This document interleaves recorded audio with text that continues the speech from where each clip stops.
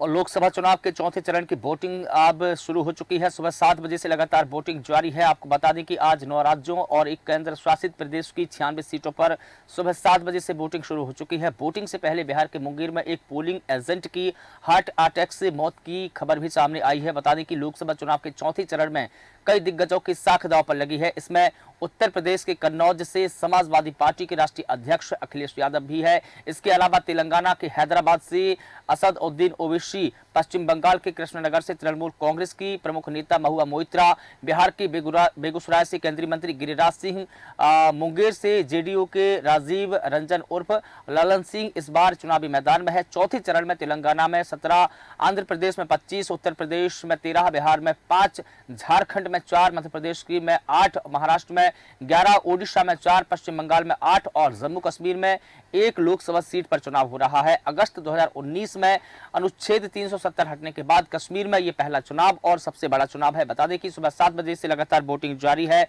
मध्य प्रदेश में भी बता दें कि 8 लोकसभा सीटों पर वोटिंग शुरू हो चुकी है। रतलाम में ईवीएम में खराब आने की खबर भी सामने आई है, जिससे बीजेपी नेता नाराज हुए हैं। और उधर धार की बात की जाए तो धार में आंधी बारिश से बूथ का टेंट गिरने की भी खबर सामने आई है।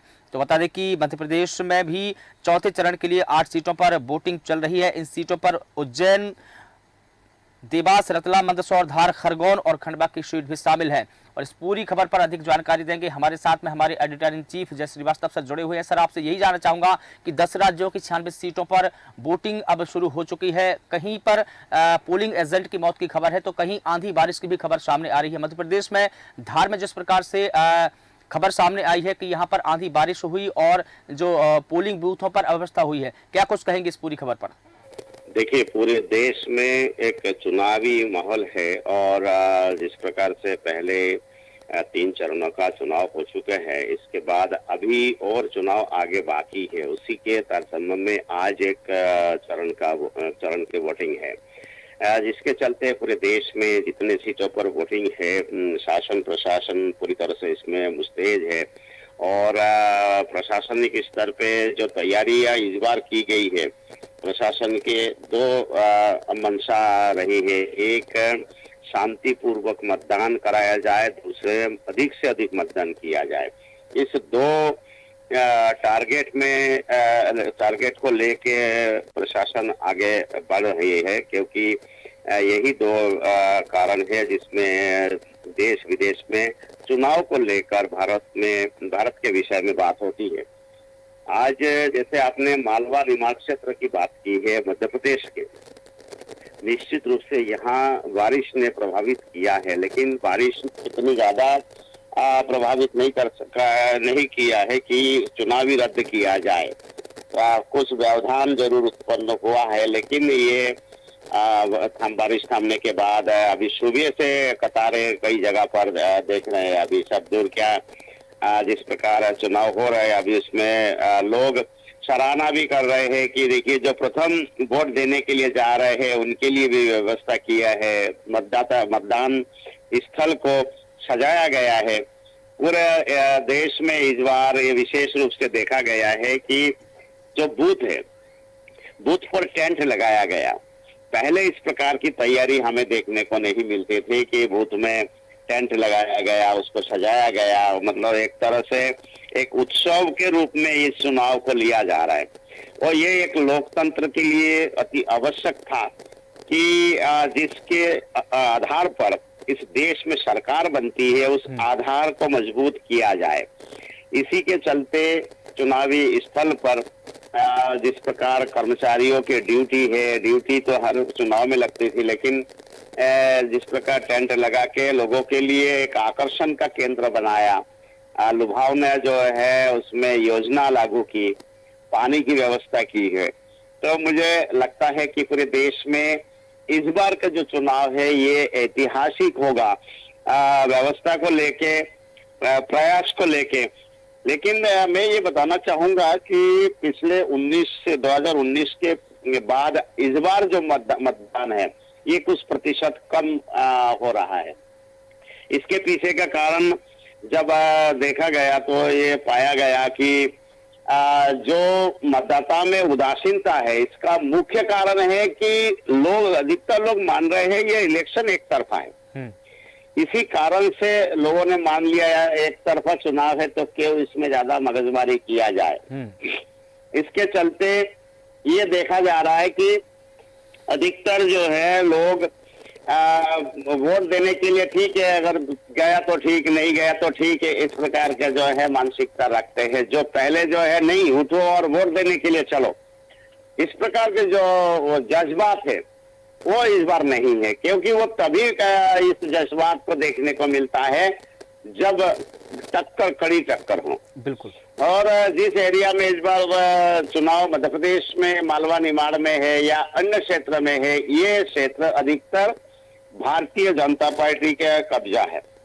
तो इसीलिए ये भारतीय जनता पार्टी के लिए इन क्षेत्रों में मतदान बढ़ाना ये उनकी जिम्मेदारी है। कारण क्या है, जब ये सोचेंगे कि हमारा मतदान यदि नहीं होगा तो फिर ऐसा नहीं हो जाए जो एक तरफा चुनाव है वो कड़ी टक्कर में बदल जाए। तो देखा यह जा रहा है कि अधिकतर जो भारतीय जनता पार्टी के और कार्यकर्ता है ये बूथों में बिल्कुल मुस्तैद है। और इस 3 जो चरण अभी तक हो चुके हैं, उन चरणों के देखने के बाद ये लग रहा है कि भारतीय जनता पार्टी के जो कार्यकर्ता है और ज्यादा सक्रिय हुए हैं। कारण क्या है, पूर्व के जो चरण है उसमें मतदान कम हुआ है। बिल्कुल जी मनीष, बिल्कुल ठीक है। और इसी तरह जैसा आपने बताया कि एक तरफा पूरा चुनाव है, लोगों में उत्साह का माहौल भी है, लेकिन अगर हम देखें चौथे चरण में तो कई दिग्गजों की साख दांव पर लगी है। इसमें अगर उत्तर प्रदेश के कन्नौज की बात की जाए तो यहाँ से सपा के जो अध्यक्ष है अखिलेश यादव है। इसी प्रकार से तेलंगाना की जो हैदराबाद सीट है वहां से देखा जाए तो असदुद्दीन ओवैसी है, क्योंकि ये इनकी खुद की सीट है, लंबे समय से यहाँ पर चुनाव लड़ते आ रहे हैं, लंबे समय से कब्जा है। क्या लगता है आपको कि इस बार इन सीटों पर बदलाव देखने को मिलेगा या अपना गढ़ बचाने में ये कामयाब रहेंगे? देखिए, जिस प्रकार के इलेक्शन है ऐसा लग तो रहा है कि गढ़ बचाने में कामयाब इस बार हो सकते हैं, लेकिन अभी ये सब कुछ भविष्य की गर्द में है। क्योंकि आकलन करना आसान है, लेकिन निर्णय क्या आएगा इस पर बात करना कठिन है। और ये मतदाता है, मतदाता का जो रुझान है उसको समझना बहुत ही आसान नहीं है। हम लोग केवल उनके रुझान के अनुसार, उत्साह के अनुसार ये सारे चीजों को लेके आकलन करते हैं। अब मुझे लगता तो है कि इस गढ़ को जो है वो बचाने में कामयाब रहेंगे। बिल्कुल जी, लेकिन एक और सीट का यहाँ पर जिक्र करना जरूरी हो जाता है, जम्मू और कश्मीर की, क्योंकि धारा 370 हटने के बाद से यहाँ पर ये पहला चुनाव और सबसे बड़ा चुनाव है। क्या कुछ कहेंगे सर इस सीट के बारे में आप? देखिए, जम्मू और कश्मीर में जो है भारतीय जनता पार्टी मतलब एनडीए के खाते में अभी 3 सीट है और 3 सीट अन्य के सीटे में है, अन्य के खाते में है। तो इसको देखते हुए ये लग रहा है इस बार भी जो है यथावत रहने की स्थिति है। जम्मू कश्मीर में भी जो 3-3 सीटों के बंटवारा है वो होना है। वहाँ जिस प्रकार जो जातीय ढांचा है उसी ढांचा को आप देखेंगे तो ही आपको लगेगा कि ये आसान नहीं है।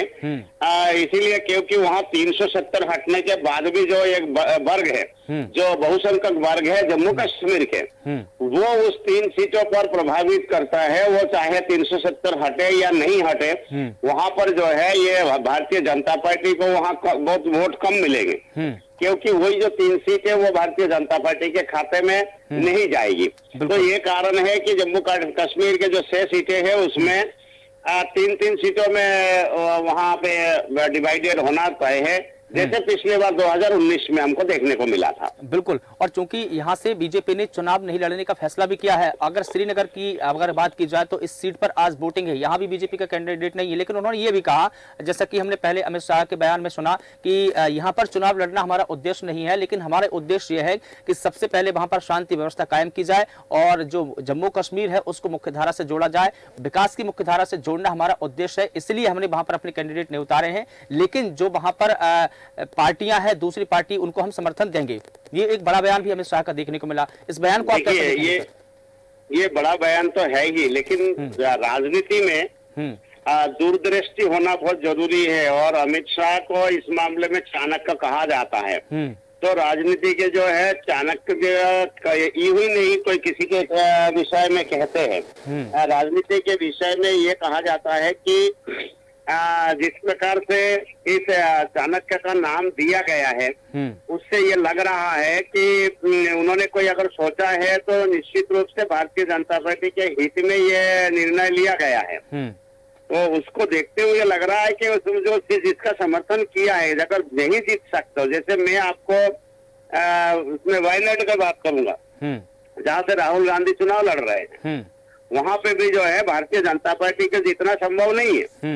लेकिन पिछली बार राहुल गांधी के सामने किसी भी प्रकार के जो है वो अन्य पार्टियां नहीं थी, वहाँ उनके पार्टियों के उम्मीदवार नहीं थे। लेकिन इस बार वहाँ पर सीपीएम जो है वहाँ चुनाव लड़ रही है। बिल्कुल ऐसी स्थिति में भारतीय जनता पार्टी के मौन स्वीकृति सीपीएम के साथ में है। क्यों है? क्योंकि वहाँ वो राहुल गांधी के साथ टक्कर दे सकते। यही कारण है कि उन्होंने ये निर्णय लिया है कि उम्मीदवार तो उतारा लेकिन उसमें बहुत दमखम ना लगाते हुए मौन स्वीकृति दे।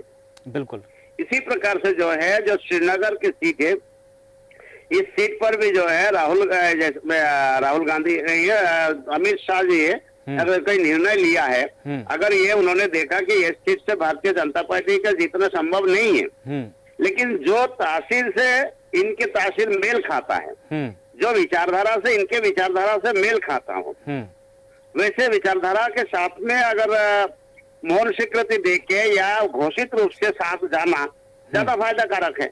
बिल्कुल यही कारण है उन्होंने वहां पर उम्मीदवार नहीं उतारा। बिल्कुल जी बिल्कुल। और एक मीडिया के बयान में हमने देखा कि जो जम्मू कश्मीर के बीजेपी प्रदेश अध्यक्ष है उनसे पूछा गया कि यहाँ पर क्या बीजेपी की स्थिति मजबूत नहीं है, तो उन्होंने कहा कि नहीं, यहाँ पर बीजेपी की स्थिति मजबूत है। यहाँ के जो वर्कर्स है बीजेपी के वो लोगों के पास में जा रहे हैं, उनसे जो केंद्र सरकार की योजना है उनका लाभ कितना मिला कितना नहीं मिला और वो कितनी विकास की मुख्य धारा में जुड़े, ये तमाम चीजें लोगों ने फीडबैक दिया। लेकिन ये भी उन्होंने कहा कि यहाँ पर लोगों का जो फीडबैक मिला वो बिल्कुल पॉजिटिव मिला। बीजेपी की अच्छी खासी यहाँ पर पकड़ है। लोगों ने नरेंद्र मोदी की जो राष्ट्रीय नीति है उनसे जुड़ने की कोशिश की और कहीं ना कहीं वो मुख्य धारा में आए हैं। ऐसा नहीं है कि यहाँ पर बीजेपी बिल्कुल वीक है इसलिए चुनाव नहीं लड़ रही है, बल्कि बीजेपी मजबूत है। लेकिन चुनाव नहीं लड़ने के पीछे हमारा एक विकास का एजेंडा है जो हम पूरा करने की कोशिश कर रहे हैं, ये बयान भी उन्होंने दिया। देखिए, ये जो बयान दिया है, इस बयान के पीछे भी अमित शाह के बयान से आप जोड़ के देख सकते हैं, क्योंकि अमित शाह जी ने कोई अगर बयान दिया है उसी लाइन को वो आगे बढ़ाएंगे, क्योंकि वहाँ के प्रदेश अध्यक्ष है। और अमित शाह जी के अगर उन्होंने कोई निर्णय लिया है उसी निर्णय को आगे बढ़ाने के लिए इस प्रकार के जो है बयान उन्होंने दिया है। बिल्कुल। और उन्होंने पूरी तरह से तैयारी करके प्रदेश अध्यक्ष से सहमति लेकर ही अमित शाह ने ये निर्णय लिया होगा कि यहाँ हमारा उम्मीदवार नहीं होगा। बिल्कुल। ये स्थिति बनी है। यही कारण है उन्होंने ये बयान दे रहे कि यहाँ पर ना उतारना हमारे लिए ज्यादा फायदे कारक होगा, क्योंकि हमारे कार्यकर्ता तैयार है। बिल्कुल। लेकिन ये आकलन किया होगा क्या वहाँ पर भारतीय जनता पार्टी के उम्मीदवार उतारने के बाद वो जीत पाएगा। जब उनको फीडबैक मिला है कि जीतने में दिक्कत आएगी तो उन्होंने विड्रॉ कर लिया। बिल्कुल जी बिल्कुल ठीक है। तमाम जानकारियों के लिए, अपडेट्स के लिए सर आपका बहुत शुक्रिया। तो बता दें कि चौथे चरण की वोटिंग अब सुबह 7 बजे से शुरू हो चुकी है। 10 राज्यों और 96 सीटों पर लगातार वोटिंग जारी है। कई दिग्गजों की साख दांव पर है, लेकिन बड़ा सवाल यह है कि क्या दिग्गज अपने गढ़ को बचा पाएंगे, ये बड़ा सवाल है, क्योंकि इस सवाल का जवाब मिलेगा 4 जून को। फिलहाल देश न्यूज के खास बुलेटिन में बस इतना ही। मुझे दीजिए इजाजत। नमस्कार।